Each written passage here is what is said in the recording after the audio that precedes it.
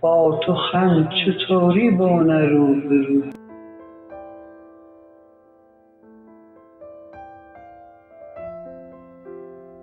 قد بلند و کاسه چوم و خند و رو لکو یسکله نه خیلی ایستیه به هون جو تی جلون اناری رنگ و تی لبان لبو با تو خم چطوری بونه رو به رو. بگو بازک و دوم کتاب حافظه تبه فالی بیت بومه در بومه بویه نکو بعد ازدواج با متا که زندمه مهربان همیشه ماندنی و خند و رو.